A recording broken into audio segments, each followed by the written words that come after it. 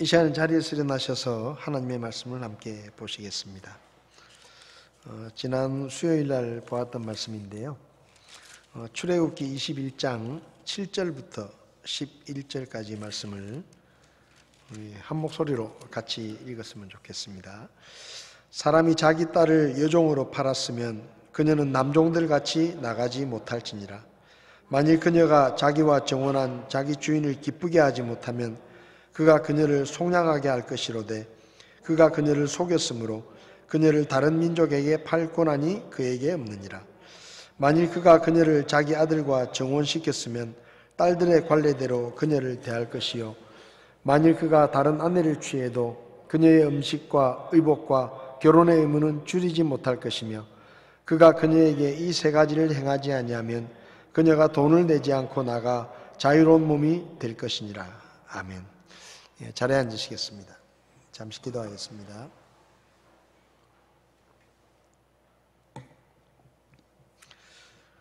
지금도 살아 계셔서 우리를 보시고 아시고 우리의 부족함을 채우시며 우리를 도와주시고 어려움과 고난 가운데서 우리를 건지시며 우리의 갈 길을 알지 못할 때 말씀을 통해 우리에게 길을 보여주시는 그 하나님의 은혜와 사랑을 감사합니다. 세월이 악하고 또 세상이 혼란스럽지만 이 가운데서도 우리가 하나님 앞에서 말씀을 묵상하며 하나님의 자녀답게 살 수 있도록 날마다 우리를 도우시고 인도하시는 하나님의 은혜를 감사합니다. 우리가 하나님의 말씀을 늘 마음에 품게 하시고 우리의 생각이나 우리의 계획대로 살지 않게 하시며 하나님의 말씀과 하나님의 인도하심을 따라 우리가 살아갈 수 있도록 도와주시고 우리의 매일의 삶 속에서 주님께 영광 돌리는 삶을 살 수 있도록 저희들을 도와주시기를 원합니다. 이 시간도 저희가 하나님의 말씀을 함께 나눕니다. 주의 성령님께서 우리에게 친히 말씀하시고 말씀을 전하는 자나 듣는 자나 하나님의 뜻을 밝히 깨달아 주님의 말씀에 순종할 수 있도록 저희들을 도와주시옵소서. 부족한 종을 주님께서 써주시기 원하며 예수님의 이름으로 기도했습니다. 아멘. 지난 수요일까지 종에 관한 규례를 저희들이 말씀을 나누고 있습니다. 남자 종에 관한 규례를 저희가 공부를 했고 또 여자 종에 대한 규례를 지난 시간에 살펴보았는데요.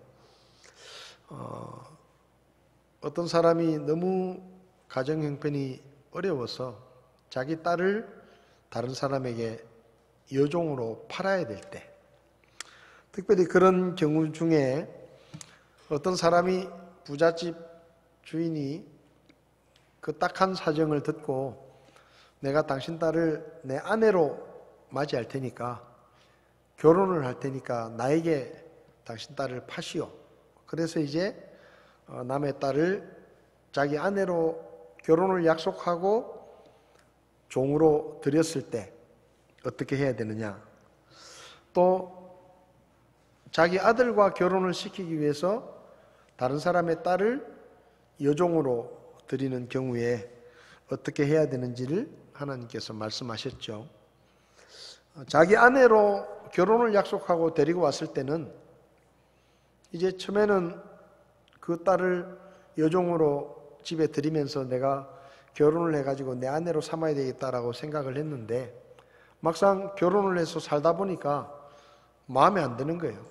그래서 주인이 마음이 변하면 그러면 이제 원칙적으로는 그 파혼을 하고 그 여자가 남은 기간 동안 6년을 채울 때까지 그 집에서 여자 종으로 종살이를 시키든지 아니면 자기가 데리고 있기 싫으면 다른 사람에게 팔 수도 있습니다. 그런데 보통 여종은 그렇게 해도 되는데 결혼을 약속하고 데리고 왔을 때는 그렇게 하면 안 된다는 거예요. 만약에 마음에 안 들어서 파혼을 하게 되면 그 집에서 더 이상 종살이를 시키지 말고, 그리고 그 파혼은 주인이 한 약속을 깨는 것이기 때문에 피해 보상을 해라. 그러니까 종의 몸값을 그 여자에게 얹어가지고 바로 집으로 돌려보내라는 겁니다. 기한이 안 찼으니까 종살이를 계속 시키는 게 아니고 바로 돌려보내라. 그리고 다른 사람에게 팔 수도 없고, 특별히 이방 민족들에게는 절대로 팔면 안 된다. 왜? 주인이 약속을 깬 것이기 때문에 더 이상 주인으로서의 권리가 없다라는 것이죠. 그 다음에 자기 아들과 결혼을 시키기 위해서 남의 딸을 데려왔을 때는 이제 아들이 젊은 사람이니까 그 남의 딸을 종으로 들여가지고 며느리로 삼았는데, 그 아들이 또 다른 여자를 보고 반해가지고 다른 여자를 아내로 들일 수도 있거든요. 그렇게 됐을 때는 앞서 말씀드린 것처럼 여자 종이니까 파혼을 해가지고 그 집에서 계속해서 종살이를 시킬 수도 있습니다. 원칙적으로는. 그런데 그렇게 안 된다는 거예요. 그렇게 하면 안 된다. 그럼 어떻게 해야 되느냐?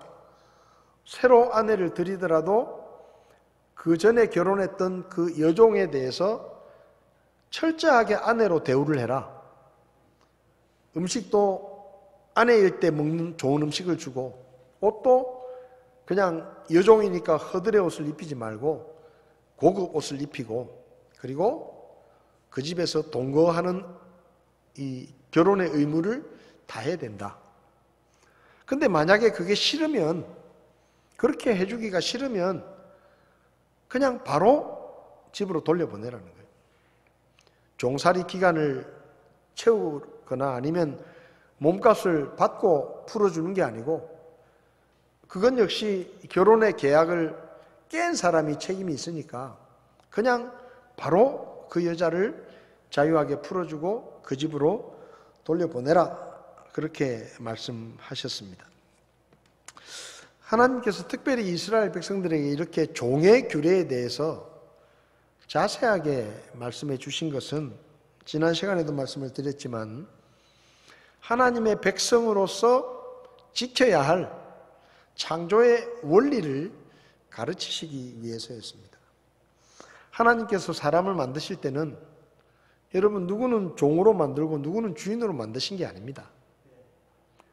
그렇죠?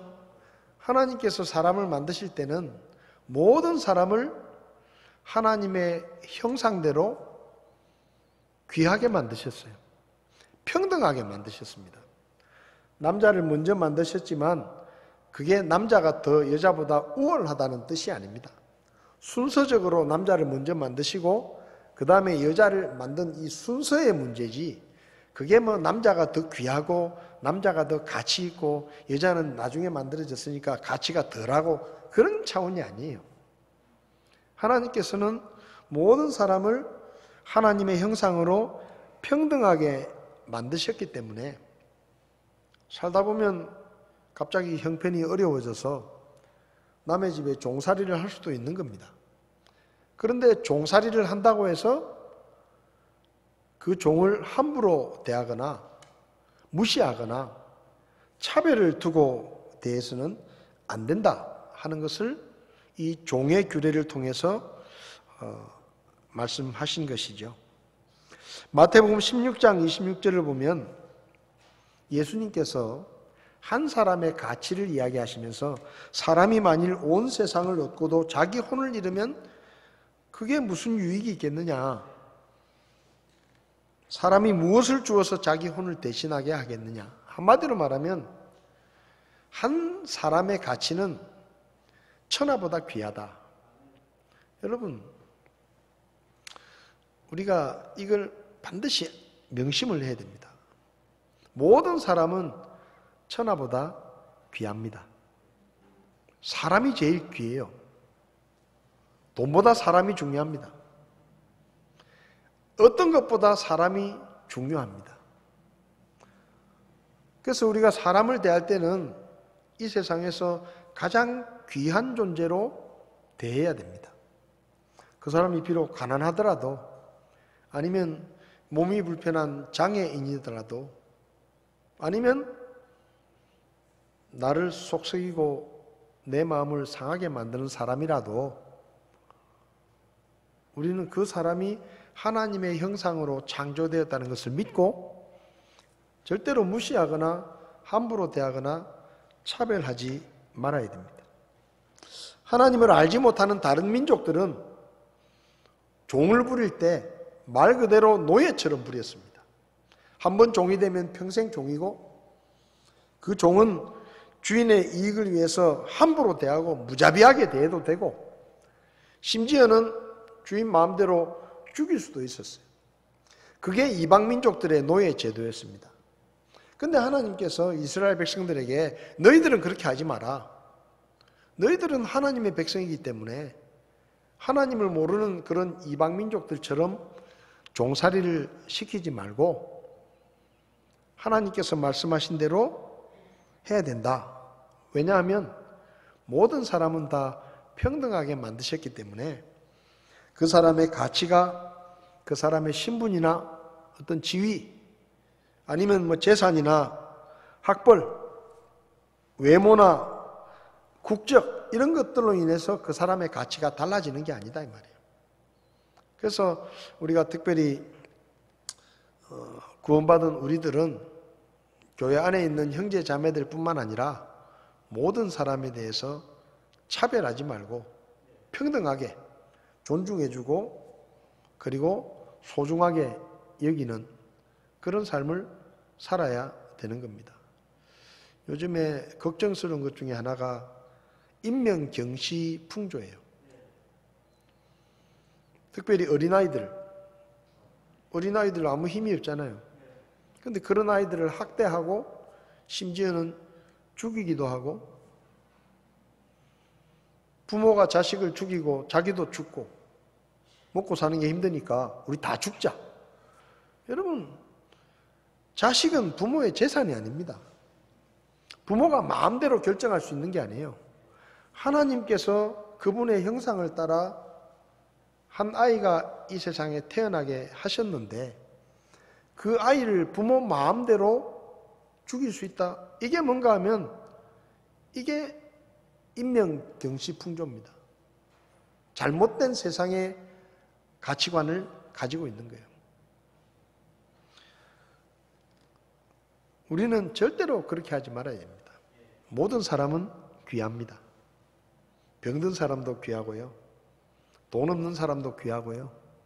힘이 없는 사람도 귀한 거예요.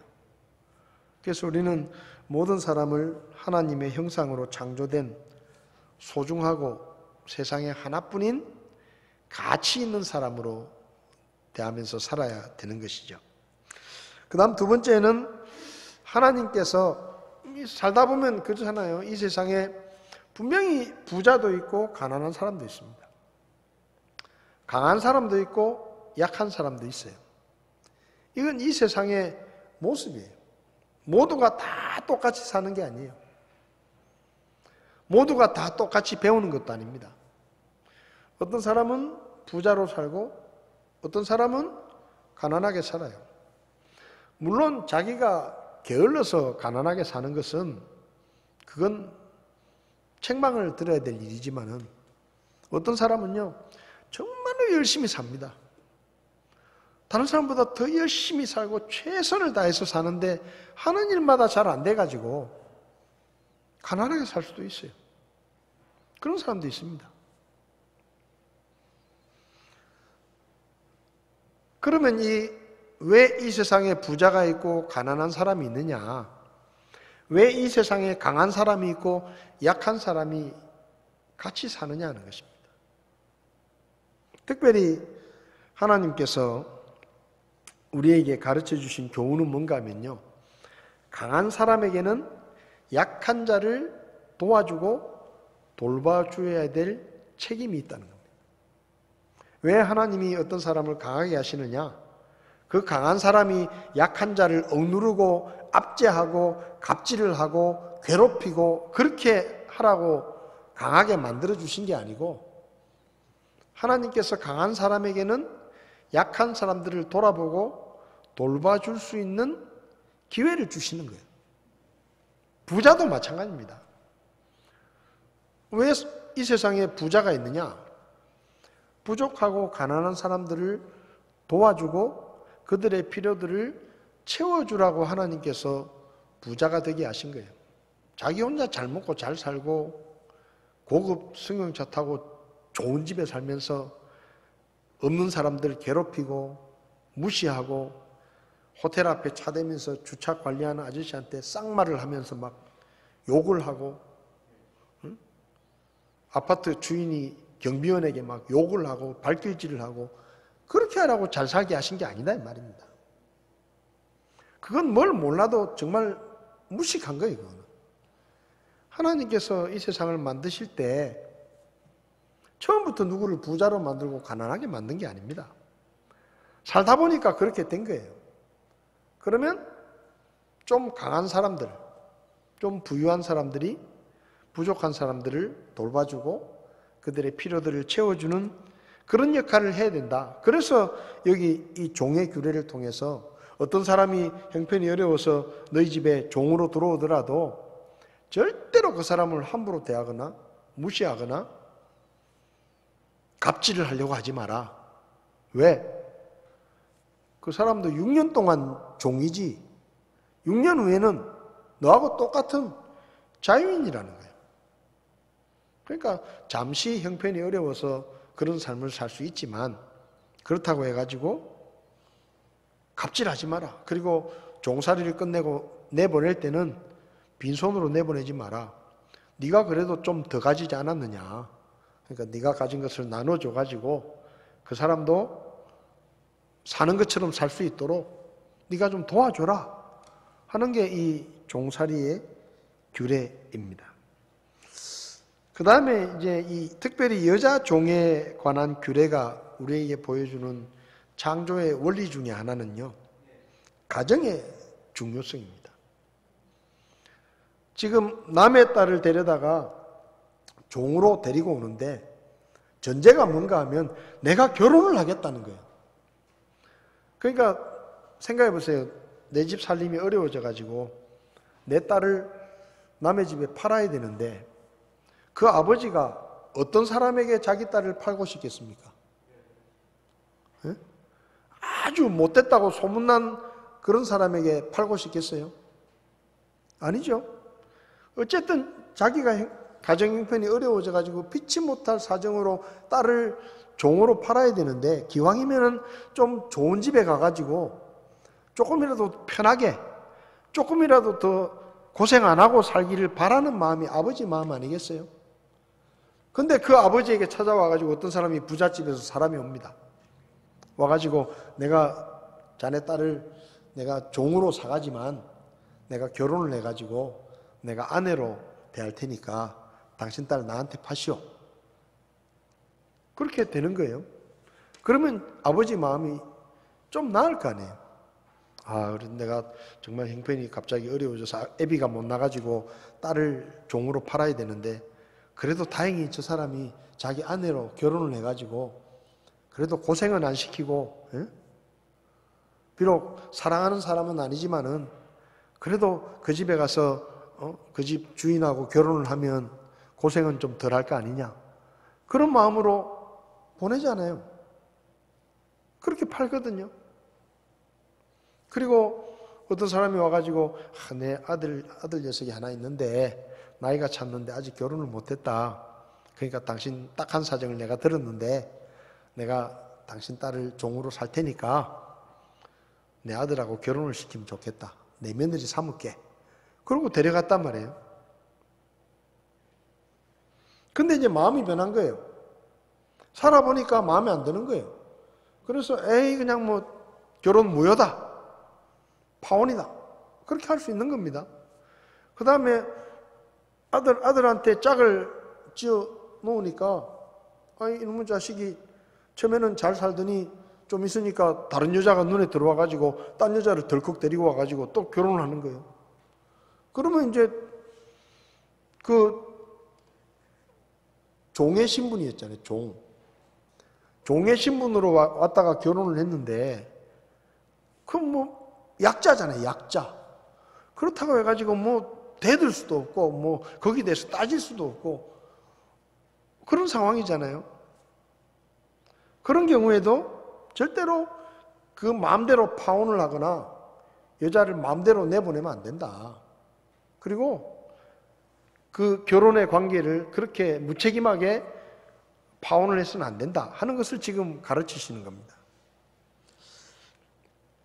왜 그러면 특별히 여자 종을 자기 아내나 자기 아들의 배필로 데리고 오는 경우에, 그러니까 결혼이라는 전제를 가지고 데리고 오는 경우에 대해서 특별히 이렇게 구체적으로 말씀을 하셨느냐? 한마디로 말하면 결혼과 가정이 중요하기 때문입니다. 여러분, 결혼과 가정은 사람이 만든 게 아닙니다. 사람이 어느 날, 야, 나 너 좋다. 우리 같이 살자. 그래서 부부가 되고 결혼을 한 게 아니에요.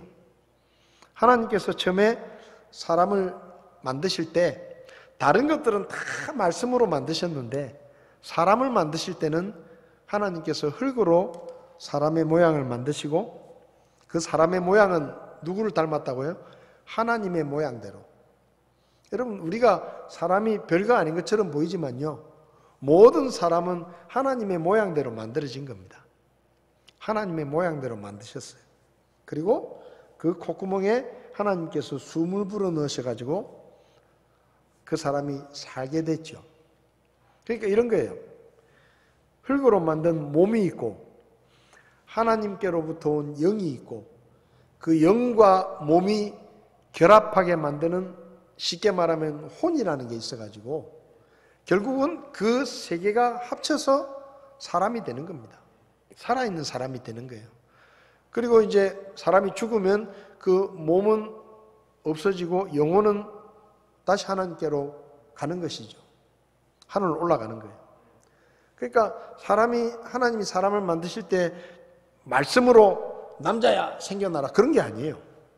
직접 모양을 만드시고 그리고 숨을 불어 넣어가지고 살아있는 사람을 만드셨는데 그게 남자입니다. 남자. 처음 만드신 사람이 아담이라고 이름을 붙였는데 아담은 원래 흙이라는 뜻이에요. 흙. 아다마라고 하는 히브리어에서 나온 말인데 그러니까 아담이라는 말은 흙이라는 뜻입니다. 흙이다.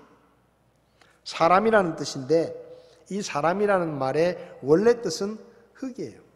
사람은 흙이에요. 흙으로 만들었어요. 그럼 하나님이 사람을 왜 만드셨느냐? 창세기 1장 26절을 보면 우리가 우리의 형상으로 우리의 모양에 따라 사람을 만들고 그들이 바다의 물고기와 공중의 날짐승과 가축과 온 땅과 땅에서 기는 모든 기는 것을 지배하게 하자. 그러니까 하나님이 사람을 만드신 것은 특별한 이유가 있습니다. 하나님이 만드신 것들을 하나님을 대신해서 다스리고 관리하게 하기 위해서 사람을 만드셨어요. 그러니까 다른 것들은 그냥 존재하게 된 거예요. 그런데 사람을 만드실 때는 특별한 목적을 가지고 만드셨다는 겁니다. 그 특별한 목적을 가지고 만드셨기 때문에 하나님을 대신해서 하나님이 만드신 이 자연 만물들을 관리도 하고 다스려야 되기 때문에 하나님이 사람에게 뭘 주셨는가 하면 영을 주신 거예요. 하나님을 대신해서 이 세상을 다스려야 되니까 하나님과 서로 통해야 되잖아요. 그죠? 여러분, 어떤 사장이 가게를 열어놓고 매니저한테 그 가게를 맡깁니다. 맡길 때 그냥 맡기는 거 아니에요. 전화로 연락을 하는 거예요. 자기 마음대로 하면 안 되는 겁니다. 주인하고 그 매니저하고 잘 통해야 돼요. 안 통하면 바꿔치웁니다. 주인이 말하는데도 말도 안 듣고 지 맘대로 하고 그러면요 잘라요. 그 다음에 잘 통하는 사람을 데려오는 거예요. 여러분, 하나님께서 사람을 만드실 때 하나님을 대신해서 하나님이 만드신 것들을 관리하도록 하기 위해서 만드셨는데 그래서 하나님과 사람은 잘 통해야 되는 겁니다. 그럼 잘 통하려면 어떻게 되느냐? 하나님이 그분의 영을 나눠주신 거예요. 하나님께로부터 온 영이 우리 안에 있는 겁니다. 그래서 그 영이 하나님을 알고 하나님과 통하는 거예요. 하나님과 통하는 거예요. 그래서 아담이 그 안에 있는 영으로 하나님과 통하는 겁니다. 그렇게 만드셨는데 성경을 보면 다른 동물들은 다 암수 짝이 있는데 하나님이 가만히 보니까 아담은 짝이 없는 거예요. 그래서 아담을 위한 특별한 짝을, 딱 맞는 짝을 만들어줘야 되겠다. 여러분, 아담에게 하나님이 동물을 짝으로 붙여주신 게 아니에요. 아담에게 딱 맞는 짝을 만들어주셨는데 아담을 잠들게 하시고 갈빗뼈를 하나 뽑아가지고 여자를 만드셨죠. 그래가지고 여자를 만들어서 아담에게 데리고 오니까 아담이 여자를 보고 여자라고 불렀습니다. 여자. 남자에게서 나왔으니까 여자라고 부르자. 이 히브리어가 참 재밌어요. 남자는 이쉬라고 하는데 이쉬. 근데 여자는 이샤입니다. 그러니까 똑같은 단어인데 남자에게서 나왔기 때문에 비슷한 말로 이쉬에서 나왔으니까 이샤라고 부르자. 그러니까 남자에게서 나왔으니까 여자라고 불렀어요. 그래서 이 아담이 하나님이 만들어주신 그 짝을 여자라고 부르고 그 두 사람이 부부의 인연을 맺고 가정이라는 게 생긴 겁니다. 최초의 부부가 된 거죠. 그리고 하나님께서 복을 주셨죠. 자녀들을 많이 낳고 번성하고 땅에 퍼져라. 그리고 먹을 것 다 주셨죠. 이 에덴 동산에 있는 것을 마음대로 먹어라. 그것까지만 딱 했으면 좋았을 텐데. 그것까지만 딱 했으면 먹고 살 걱정도 안 하고 옷을 뭐 입을까 걱정도 안 하고 그냥 세상 편하게 살았을 텐데 아무 걱정 없이 나가기만 하면 먹을 게 늘려 있잖아요. 근데 어쩌자고 죄를 지어가지고 하나님이 먹지 말라고 하신 열매를 먹었죠. 우리가 여자 이름을 하와라고 알고 있잖아요. 이 하와라는 말은 히브리어입니다. 히브리어. 근데 창세기 3장 20절을 보면 아담이 처음에는 여자라고 불렀잖아요. 여자라고 불렀는데 죄를 짓고 난 다음에 아담이 자기 아내 이름을 하와라고 새로 부릅니다. 그게 창세기 3장 20절에 나와요. 아담이 자기 아내 이름을 이브라 하였으니 우리 성경에는 이브라고 되어 있는데 이 이브라는 말은 영어식 이름입니다.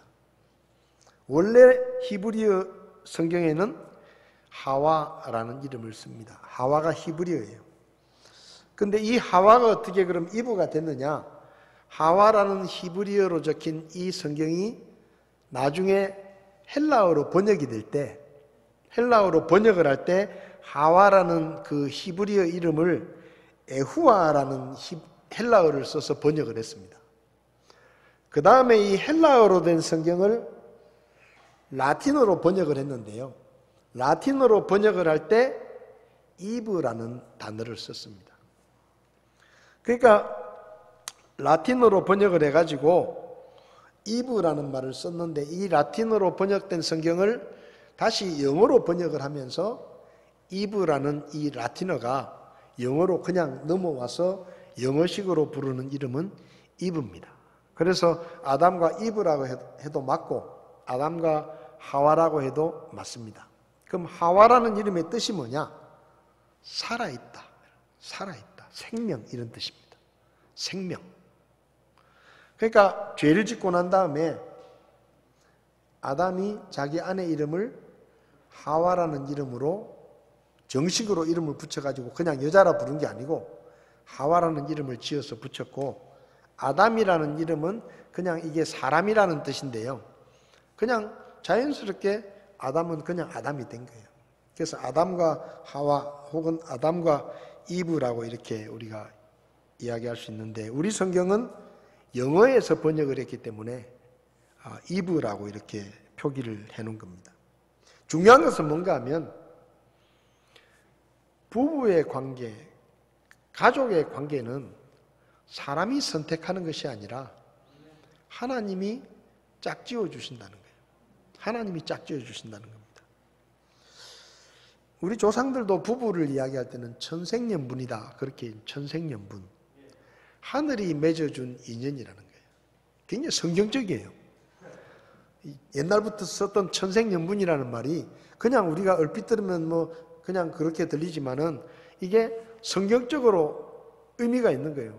하늘이 맺어준 인연이라는 거예요. 하나님께서 맺어준 인연이라는 겁니다.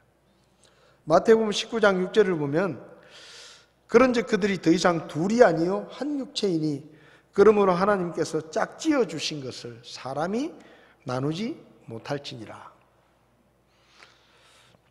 당시에 이방인들의 노예 제도에서 특별히 여자 종은 상당히 괴로웠습니다. 왜냐하면 당시에 이방인들 속에서 여자 종은 주인의 성적인 욕망을 채워주는 도구, 그렇게 생각했어요. 그리고 주인의 애를 낳는, 여자가 애를 낳으면 그 주인의 재산이 늘어나는 거니까 주인의 씨를 받아가지고 애를 낳아주는 그런 도구로 여겨졌습니다. 그 당시에 이방 민족들에게 노예를 이야기할 때 특별히 여자 종들은 남자들보다 더 괴로운 거예요. 그래서 하나님께서 이스라엘 백성들에게 너희들은 이방 민족들처럼 그렇게 하면 안 된다. 그렇게 하면 안 된다. 라고 말씀하시면서 지금 여자 종에 대한 규례를 이야기하셨는데, 특별히 결혼을 전제로 한 여자 종을 드릴 때는 비록 그 여자가 형편이 어려워서 종으로 팔려오는 것이지만 그 종으로 팔려오는 여자와의 결혼도 하나님 앞에서는 결혼이라는 거예요. 하나님 앞에서는 다른 결혼과 차이가 없다는 겁니다. 비록 여자 종이지만, 그래서 그 결혼의 관계, 부부의 관계를 하나님께서 보장하시기 위해서 이 말씀을 주신 거예요. 주인이 자기 돈 주고 여자를 사와가지고 결혼을 했다가 마음에 안 들면 마음대로 버릴 수 있는 그런 게 아니라는 거예요. 그리고 자기 아들과 결혼을 시켰다가 자기 아들이 마음이 변하면 마음대로 그 결혼의 계약을 깨뜨릴 수 있는 그런 관계가 아니라는 겁니다. 비록 형편이 어려워서 종으로 팔려온 여자하고 결혼을 했더라도 그 결혼은 하나님 앞에서 책임을 져야 되는 결혼이다라는 것을 말씀하시기 위해서 이 여종에 관한 규례를 말씀하신 겁니다. 근데 이 말씀 속에는 더 깊은 뜻이 있어요. 물론 당사자인 그 딸의 가정도 보호하지만 한편으로 조금 더 나가면 그 딸을 팔아넘긴 아버지의 가정, 아버지의 가정도 보호하기 위한 방법이었습니다. 여러분 생각해 보세요. 아버지 마음을 생각해 보세요. 딸 때문에 형편이 어려워진 거 아니잖아요. 아버지가 살다 보니까 집안 형편이 어려워졌어요. 그래서 피치 못할 사정으로 딸을 팔아야 돼요. 그런데 다행스럽게도 어떤 마음 좋은 사람이 내가 당신 딸을 그냥 우리 집에 종으로 데려가는 게 아니고 내가 결혼을 해가지고 당신 딸 고생은 안 시키겠다. 그러니까 나한테 내 아내로 신부감으로 내가 사겠다. 그때 그 아버지 마음이 얼마나 좋겠어요. 그냥 팔려가면 이건 그냥 고생을 해야 되는데 그래도 마음 좋은 사람이 와가지고 내가 결혼을 해가지고 아내로 대접을 하고 내가 내 아내로 삼고 싶다. 그래서 보내니까 얼마나 마음이 좋겠어요. 그래도 고생은 덜 하겠구나. 응? 그런 마음으로 보낼 거 아닙니까? 근데 그 딸이 결혼한 지 얼마 안 돼가지고 주인이 일방적으로 파혼을 하고, 그리고 만약에 그 집에서 그냥 얼마 전까지 그 주인의 아내였다가 다시 여종이 돼가지고 남은 기간을 종살이를 한다고 생각해 보세요. 그 얼마나 구박을 받겠어요. 그렇잖아요. 또 그래가지고 그 주인이 마음이 변해가지고 딴 사람한테 자기 딸을 그냥 종으로 팔았다고 생각해 보세요. 그럼 그 아버지 마음이 어떻겠어요? 얼마나 괴롭겠어요. 또 자기 아들과 결혼을 시키겠다고 딸을 데려갔는데, 그래가지고 부잣집 며느리가 돼가지고 우리 애가 그래도 할 수 없이 종으로 팔려가지만 그래도 부잣집 며느리로 가니까 고생은 덜 하겠다 생각을 했는데, 어느 날 갑자기 그 아들이 마음이 변해가지고 파혼을 하고, 금방 아내였던 며느리였던 그 딸이 그 집에서 계속 여종으로 종살이를 하면서 천덕꾸러기처럼 그렇게 산다고 생각해 보세요. 그 아버지 마음이 어떻겠어요? 그러면 그 아버지의 가정도 깨지는 거예요. 그 부인이 뭐라 그러겠어요? 봐라, 내가 그 사람 똑바로 보고 보냈어야 되는데 당신이 급하게 그냥 돈 준다니까 좋아가지고 덜컥 팔아넘겨가지고 우리 딸이 저렇게 되는지 어떡할 거냐 말이야. 그러면 그 집에서도 막 난리가 나는 거예요. 그러니까 이게 뭐 파혼당한 딸뿐만 아니라 그 딸의 부모 가정도 분란이 일어나는 겁니다.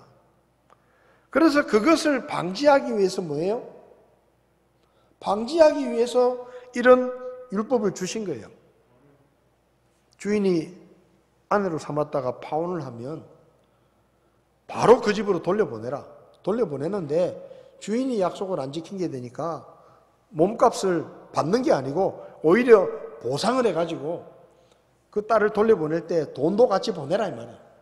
그러면 뭐예요? 그 딸이 그 아버지 집으로 돌아가면 뭡니까?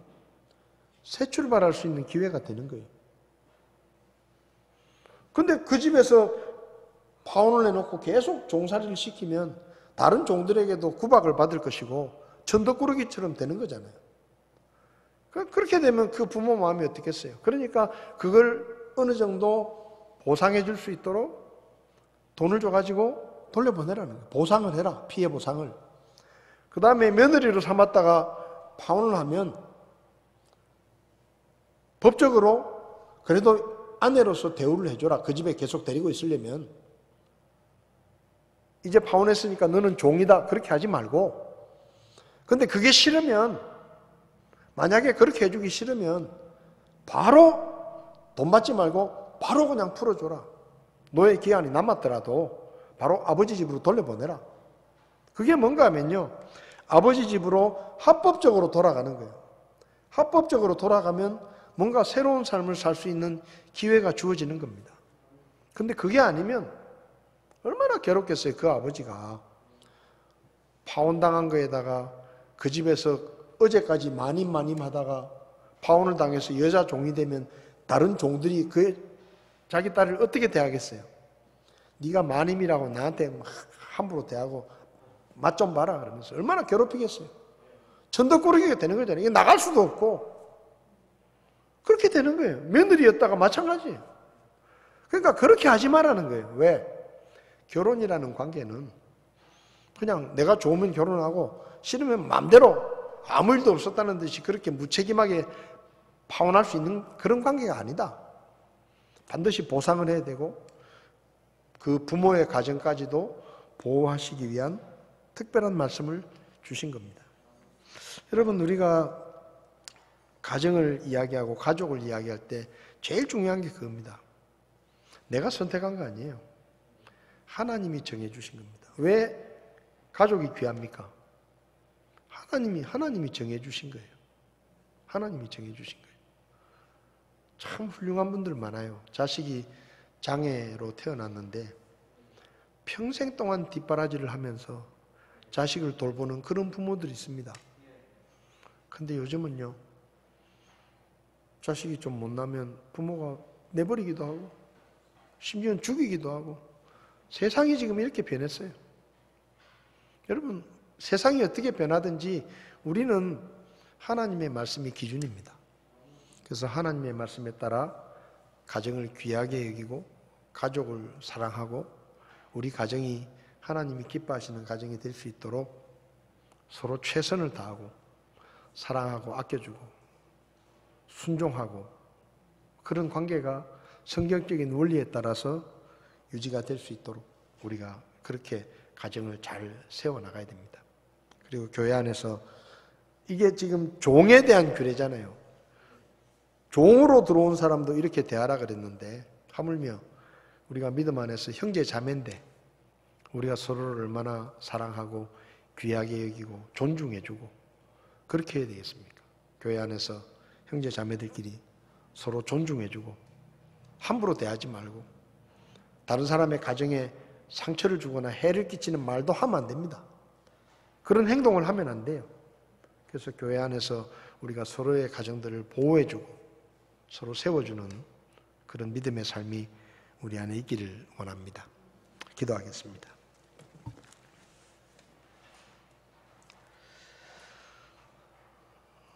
고마우신 하나님, 종에 대한 규례를 통해서 우리에게 하나님의 창조 원리들을 생각하게 하시니 감사합니다.